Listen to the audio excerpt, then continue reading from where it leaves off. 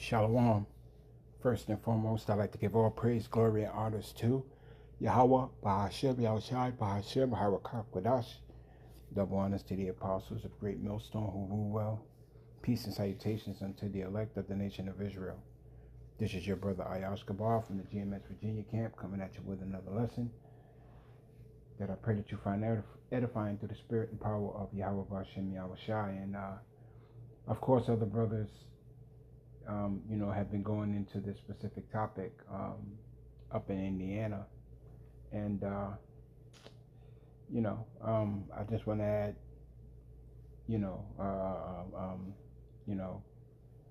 my insight on it as well. So this is just the beginning, me speaking as a man, I feel as though this is their way of testing the waters within a Jake environment where the crime rates are very high, just to see how bad it's going to get or how bad Jake is willing to go. Me speaking as a man, Salakia, me speaking as a man, given the history of Esau, given the history of these elites, they like to go ahead and sample the test waters first before they implement the most catastrophic event. You've seen it with the C-19 and you've seen it with everything else. That's just what they do. And I just think that in this in particular case, it falls along those same lines. But nonetheless, people are suffering. People are going through it. But the prophets of Yahweh Bashem Yahushai warned you of these things. Salakia, we warned you for years, starting with our apostles, bishops, and elders on down. We've warned you for years about blackouts, famines and pestilences. As a matter of fact, let me get it.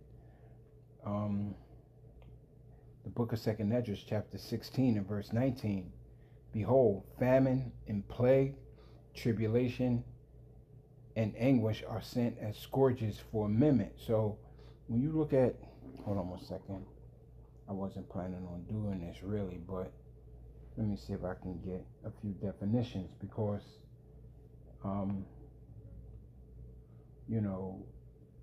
you people seem to think that Yahweh Bashem Yahushai is a joke. And he's not, and you're taking him as if he is a joke. So I'm going to get that definition for scourge. Scourge's definition. And it reads, a scourge of widespread dreadful affliction and devastation, such as that caused by pestilences of war. A means of afflicting severe suffering, vengeance, or punishment. A small whip used to inflict punishment. So, and let me get the definition for amendment. Because you jakes, man,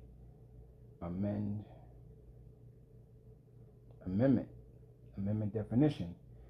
So we know what scourges is, and so let's get the definition for amendment. Amendment, the act of changing for the better, an improvement, a correction or alteration, as in the manuscript. The process of formally altering or adding to a document or record. So we're going to go with the first definition, the act of changing for the better. So when you read this precept, the book of 2nd Esdras, chapter 16 and verse 19, behold, famine and plague and tribulation and anguish are sent as scourges for amendment. This is Yahweh Bashem Yahushai's way of saying that he's going to whip your ass to make you better, because he knows his people, he knows that you jakes are just stiff-necked people, There's a saying in the world, a hard head makes a soft ass. And that's just you jakes. Here it is. You have the opportunity to repent you know, and amend your ways, but you just don't want to do that. You won't do it until it's time for you to get your ass whooped. Then you want to change. I've used the analogy before. What I'm saying, your father will go to work. And before he goes to work, he'll look at you as what I'm saying, the child, and say, all right, I'm going to work, but you have these chores that needs to be done, and they should be done, or they better be done by the time I get back. And so when your father's at work, you spend all this time bullshitting around, partying bullshit, up until the time when your father's on his way home, and at that point is when you want to do what he told you to do. And in the process of you doing what he told you to do, you do it so late that you really don't do it right. You know, you clean the kitchen half-ass. You throw the garbage away, only the garbage in the kitchen, not the garbage that's like in the bathrooms or wherever. You do a half-ass job. Well, your half-ass job doesn't cut it, because Yahweh Bashim Yahushua said, I would spew you out. He would rather you be hot or cold. And you jakes, man, you see these things happening around you, and you're not even considering the fact that these are the works of Yahweh Bashim Yahushua. So what these people are going through in terms of this blackout, is nothing short of Yahweh Bashim Yahushua, preparing the elect for what's coming. Yahweh Bashim Yahushua said, before they spring forth, I tell you of them. So before these blackouts spring forth, he told us of it, but now they're springing forth. So the prophets of Yahweh Bashim Yahushua, the hopeful elect, has a clear preview as to what's about to come next. And so now what you're starting to see in the news is more things being said about blackouts and brownouts and power, whatever you want to call it. You're starting to hear about it more and more, because as these people in Indiana are going through it, these devils are collecting data. They're sitting back and they're watching you know what I'm saying, you jakes, on how you're acting. They're sitting back and they're analyzing, oh, okay, so if they act this way here, they'll probably act the same way in New York. They'll probably act the same way in ATL. They'll probably act the same way in Oakland, LA, wherever, And this is what they're betting on. They're betting on you jakes just going all the hell out, creating a ruckus. So all of these are sending scourges for amendment. Yeah, so these afflictions that you're going through right now is sent to make you better, because Yahweh Bashim Yahushua has his prophets out there on the highways and byways still, which shows you the mighty grace and mercies of Yahweh Bashim Yahushua. To still have his men out here warning you, even while these things are coming. And that's not even to say that even before this blackout happened, up in Indiana, you were hit by storms and tempests. Tornado ripped right through your towns. But you people don't understand what's going on. So let me jump down to verse 20. The book of 2 Esdras chapter 16 and verse 20. But for all these things, they shall not turn from their wickedness. And you're not going to turn from your wickedness, because you don't understand that you're being wicked. Nor be always mindful of the scourges. You're not mindful of the words of Yahweh Bashim Yahushua. Because you have not known them. You haven't sought after him. So you don't understand why that tornado ripped through your neighborhood and killed your power. You don't understand why, your power's still not on yet. You're looking at it as,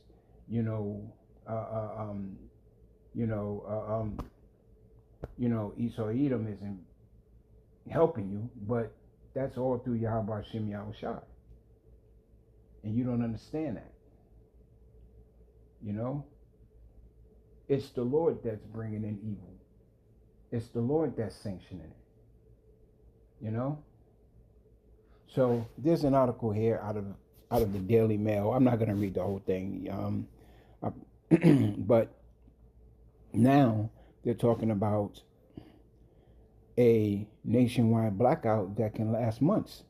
So this is out of the Daily Mail, dated August 19th, 2026, and it was updated again the same day, and it reads, warning that mammoth nationwide blackout could last for 18 months as the power grid's appalling weak spots are exposed. And they're bringing this out for a reason. They're bringing this out to let you know that, you know, you know, this could very well happen next. It's going to happen, but this can be the next major event.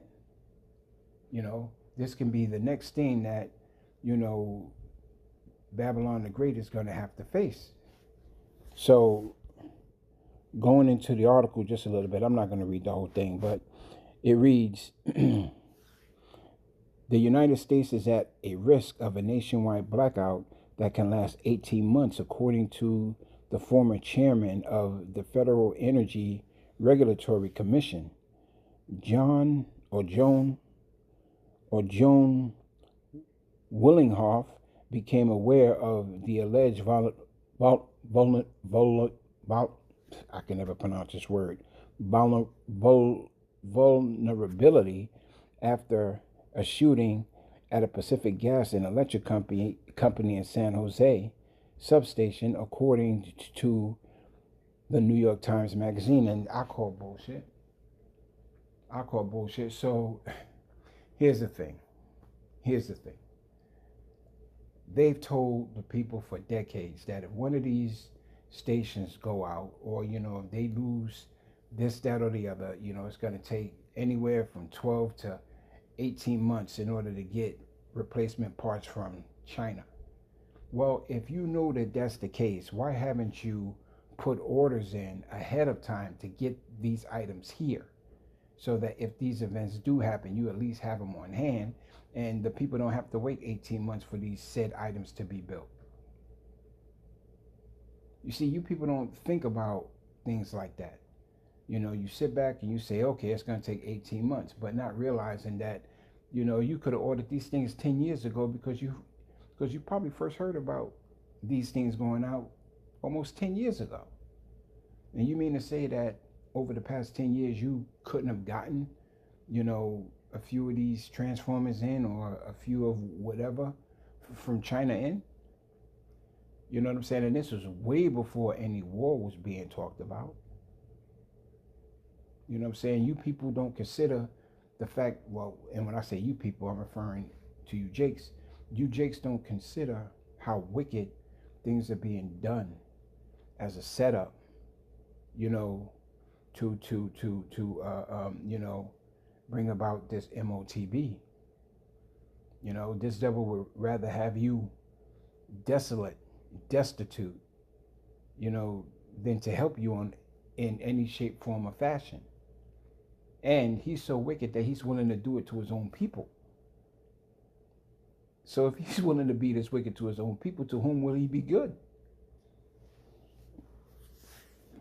Reading on with the article, he conducted a power flow analysis that modeled the large-scale effects of knocking out the most critical substations in in each of America's three power grids, the Western, Eastern, and Texas interconnections. You had to do a test for that? You know, that should be known information. He said this led him to discover just how easy it would be to cripple America's power supply. They knew this all along. We came up with some very astonishing numbers, Willinghoff said. If you knock out 9 total substations among these 3 grids, you can black out the entire Babylon the Great. It does not matter which 9 substations are taken offline either. He noted, as long as each one is among 10 of the most important for his region. Alternatively, Alternatively, bad actors could black out the three interconnections individually. I mean, it's not like there are particular substations, he explained. You just have to figure out what are the top 10 critical ones in each of these interconnects, which to do that is probably something that a bunch of 12-year-olds with the internet could do pretty easily. So I mean, hey, and that and that also goes to show you how stupid, you know, these elites are. For one, you know, putting this information out there. Two, damn near telling you the whole system. And for three, not doing anything about it for years, decades. You know, here it is, they know this information, but they're not doing anything to build up protecting these types of infrastructures. But instead, they want to sit back and tell you that, well, there's nothing that we can do.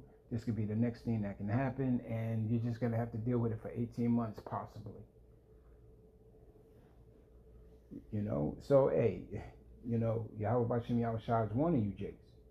You know, the book of Hosea, chapter 5, and verse 15. I will go and return to my place until they acknowledge their offense and seek my face, and in their afflictions they shall seek me early. So I'm pretty sure that the people in Indiana, you know, like when the power went out, they're like, oh my God, you know, help, you know, old Beavis, you know, give me some power and whatever it is that Jake do, you know, and to whoever Jake prayed to, you know, they're starting to feel the afflictions of it. They're starting to deal with home robberies. They're starting to deal with food going bad. You know, they're starting to deal with, you know, the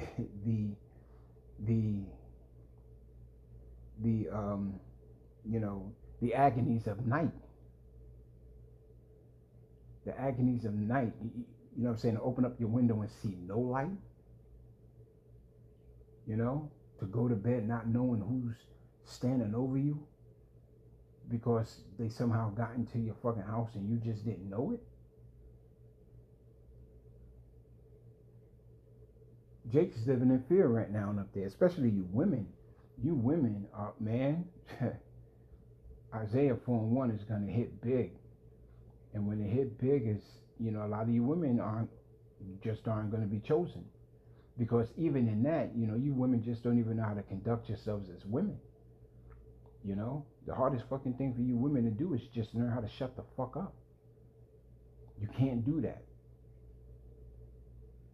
You just can't do that. And when a man looks at you and says, shut up, that's the look. Hey, bro, I ain't going for it. I ain't going for it because out the gate, these women are just going to be liabilities. Out the gate, you know. And in that day, they're going to start seeking men early. Men are going to start seeking Yahweh Bashim Yahushua early. And in that day, these women are going to start seeking men early. As a matter of fact, you have some women that's seeking men early now because you got some women that are starting to realize, wait, hold on a second, this shit is real. This is real. This could possibly happen soon. You know? To the brothers in the truth, how many times have you sat back and you told a family member, go and get some rice, go and get some beans, go and get some candles, yada, yada, yada. You know? A year later, you turn around and ask them, did you go get some rice? Did you go get some beans? Do you at least have candles in your house? And your family member turns around and says, no. You know? That's a form of fucking disobedience. They don't believe. They don't believe what we tell them, even on a basic level. And so when these things hit them, they ain't going to know how to react. They ain't going to know where they go. They're going to turn around and start calling you if they even have phone communications. So don't be surprised if you get some people popping up at your fucking house because they can't call you. The only thing they can do is get to you.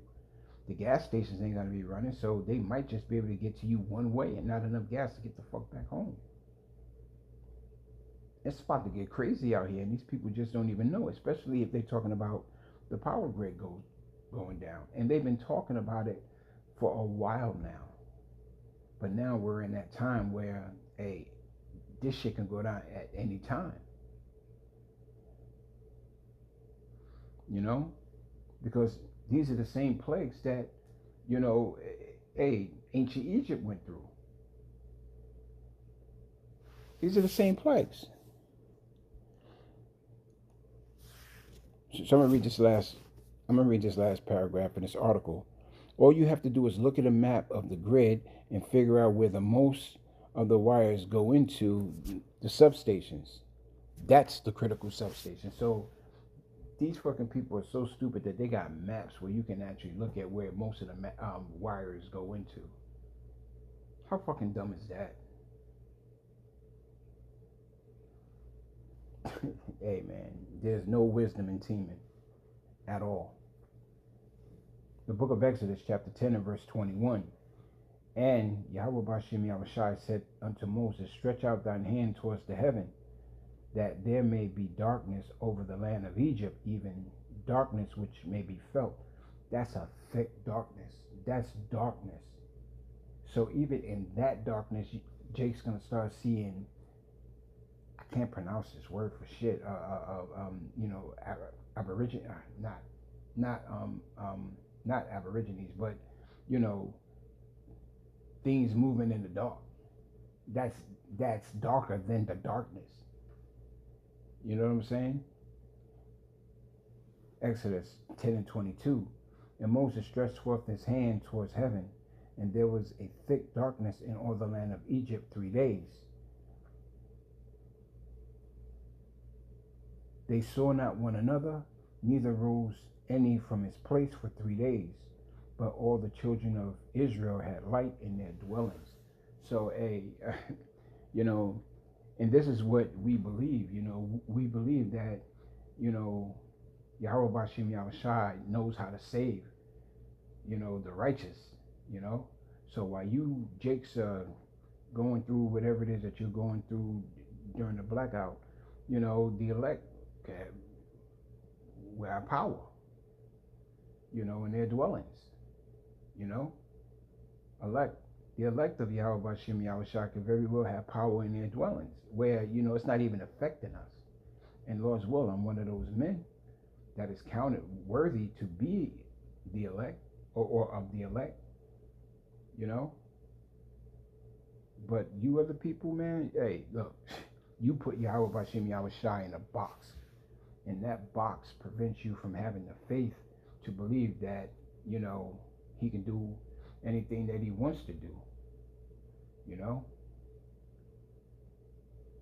Hey man, so it's about to get real, and it's about to get real ugly out here in Babylon the Great. And to the elect, hopeful elect of the nation of Israel, keep the faith, keep your prayers up, keep doing what you got to do, you know. To the prophets, maintain what we got. You know, keep going out there on the highways and byways, keep throwing up these epistles. And, hey, we almost out of here, man.